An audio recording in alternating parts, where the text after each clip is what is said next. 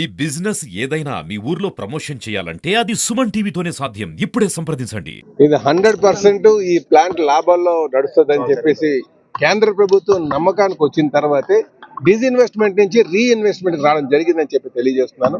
ఇక్కడ skilled work force ఉంది, కార్మికులు కష్టపడగలరు, ఇక్కడ ఆ మేనేజ్ చేసేటువంటి కెపాసిటీ ఉన్నటువంటి మేనేజ్మెంట్ స్కిల్స్ ఉన్నటువంటి వారు కూడా ఉన్నారు, ఎగ్జిక్యూటివ్స్ ఉన్నారు అనే ఒక నమ్మకంకి వచ్చిన తర్వాతే కేంద్రం ఇనీషియల్ గా 1640 కోట్లు ఇచ్చి తర్వాత జీతాలు లేక ఇవ్వకపోయినా సరే ఎంప్లాయీస్ అందరూ కష్టపడి నడిపించారు కనుక ప్లాంట్ ని ఇది లాభాలు తేడానికి పెద్ద విషయం కాదు.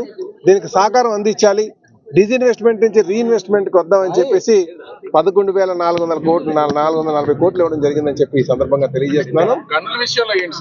ఇదే కాకుండా స్టేట్ గవర్నమెంట్ చేతిలో ఉన్నటువంటి గన్లు అటు మ్యాంగనీస్ కావచ్చు, శాండ్ కావచ్చు, క్వాజ్ కావచ్చు, ఇవి పూర్తి స్థాయిలో ఇవ్వడం జరిగింది. ఇదే కాకుండా స్టేట్ గవర్నమెంట్ ఈ 11,440 కోట్లు కాకుండా స్టేట్ గవర్నమెంట్ నుంచి కూడా సుమారు 2,000 కోట్లు వారికి సహాయం అందించే విధంగా. ఏ విధంగా సహాయం అంటే మీరు ఒకటి వాటర్ ఛార్జెస్ కానీ తీసుకోకుండా, అలాగే పవర్ బిల్ ఎవ్రీ మంత్ 100 కోట్లు వస్తుంది, ఏపీపీటీఎల్ కట్టాలి. దానికి కూడా లాభాల బాటలో వచ్చే వరకు కూడా ఆ డబ్బులు అడగకుండా ఉండడానికి కూడా స్టేట్ గవర్నమెంట్ వాళ్ళకి కొంత వెసులుబాటు కల్పించిందని చెప్పేసి అది ఈక్విటీ కింద కన్వర్ట్ చేయడానికి ఆలోచన చేసిందని కూడా సందర్భంగా తెలియజేస్తున్నాం. అలాగే ఉద్యోగుల విషయంకి వచ్చేసరికి 2 మాక్సిమం 3 నెలల్లో జీతాలు ఇవ్వడానికి ఇస్తామని చెప్పేసి కేంద్ర మంత్రి చెప్పడం జరిగింది. మాకు నమ్మకం ఉంది, ఎందుకంటే మీరు గత 6 నెలల కిందకి వెళ్ళామంటే గత ప్రభుత్వంలో ఈ ప్లాంట్ కొన ఊపిరితో ఉంది, దానికి 25% కెపాసిటీతో రన్ అవుతుండేది.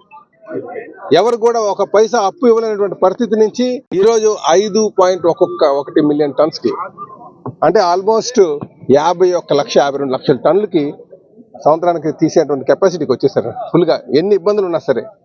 అందుకే చెప్తాం ఈ ప్లాంట్ ని ఈ రోజు ఈ పొజిషన్ లో ఉందంటే రాజకీయ నాయకుల యొక్క ఆలోచనను కూడా సందర్భంగా తెలియజేస్తూ, గత పాలకులు దీన్ని ఏదో విధంగా ముంచేద్దాం అనుకున్నారు, వాళ్ళ సహకారం అందించలేదు.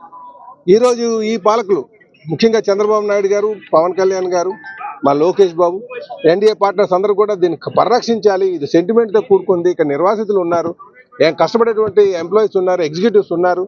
ఈ ప్రాంతం సెంటిమెంట్ త్యాగాలతో సాధించుకుంది కనుక దీన్ని లాభాల్లో కొంచెం సహకారం ఇస్తే లాభాల్లో నడుస్తుందన్న ఆలోచన ఉన్నటువంటి వారు ఈరోజు పాలకులుగా ఉన్నారు కనుకనే సహకారం అందించి లాభాల్లో నడిపిస్తామని చెప్పి తెలియజేస్తారు. ప్రైవేటీకరణ అనే అంశాన్ని మర్చిపోవచ్చు అంటారా? ఏం చెప్తారు?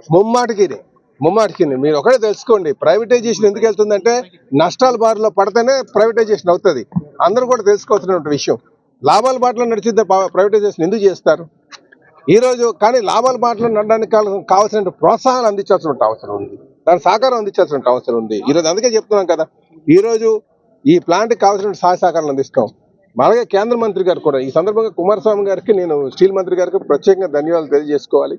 అలాగే ఆయనకు కూడా మన శ్రీనివాసవరం గారికి ఆయనకు కూడా ధన్యవాదాలు తెలియజేయాలండి. మేము ఒకటే తెలియజేస్తున్నాం, మనమందరం సమిష్టి కృషితో దీన్ని లాభాల్లో నడిపించవచ్చు, ఆ నమ్మకం మాకుంది. దానికి కావాల్సిన ప్రోత్సాహాలన్నీ అందిస్తాం. అలాగే మైన్స్ కూడా కేటాయించడానికి మా ప్రయత్నం చేస్తామని చెప్పేసి స్టీల్ మంత్రి గారు చెప్పడం జరిగింది. మేము ఖచ్చితంగా చేస్తాం.